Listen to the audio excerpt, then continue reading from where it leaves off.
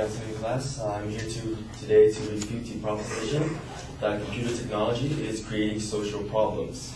The advocate states three issues to support her claim, which are computer technology increases job-related health issues, computer technology and the internet creates a distraction that leads to low productivity, and access to internet creates addiction for adolescents.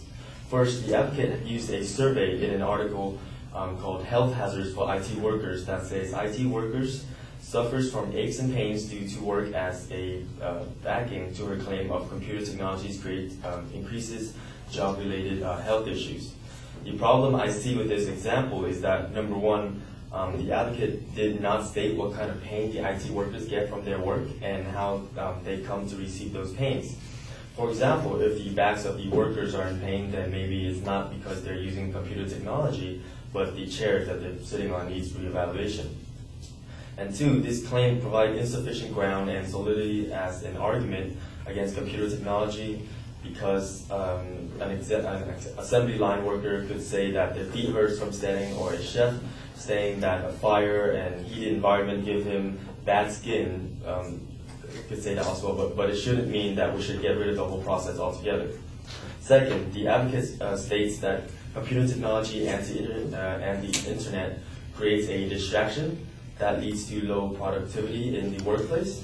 I like to argue that in the modern 21st century today, almost all business organizations and companies are using different kinds of application softwares to efficiently manage their work. An article on businessowners.com states the various system software as well as application softwares make work faster, more accurate, more organized and secure. Software such as Microsoft Word allows documents to be typed neatly, or Excel, where spreadsheets and charts are made to record and organize vast amounts of information. Apart from that, the great evolution of internet has also made its mark in technology. Through internet, we can easily access information and communicate with anyone in the world over the internet by various services such as email or other chatting softwares.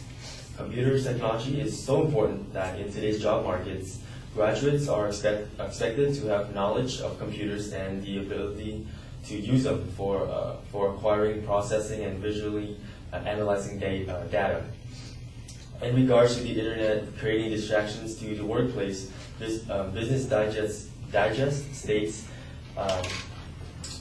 that most businesses today use an intranet, that is an internally based website that houses company information. Usually, authorized personnel such as the Chief Information Officer oversee the information technology, hardware, and software aspects in the business. They set read and write permissions for data to ensure employees focus in work and limit their ability to wander on the internet. Finally, the advocate states that access to the internet creates addiction for adolescents. I like to argue that to make web surfing safer for children, most sites have minimum age requirements and default settings based on the user's age to protect children. MySpace, for example, requires users to be at least 14 years old, and the profiles of all the users under the age of 16 are automatically set to private, so they cannot be found during a general search. In conclusion, I want to state that computer technology played an essential part to the growth of modern revolution, and it will continue to do so in the future. What we could do as humans is to make computers more safe and beneficial to people, but not to get rid of it entirely. Thank you.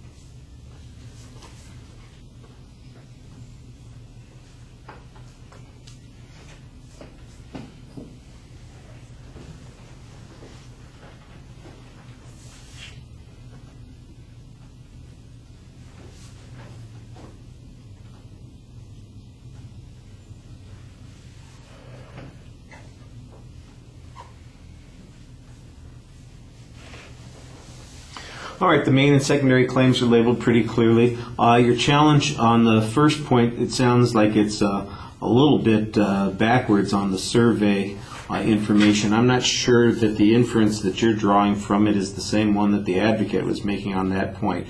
There is some challenge to the difficulties faced by workers in these environments, and you basically try and minimize those negative consequences, workplace or injuries. Let's see, there's another term that's not right at the end of my tongue. Shoot. Related to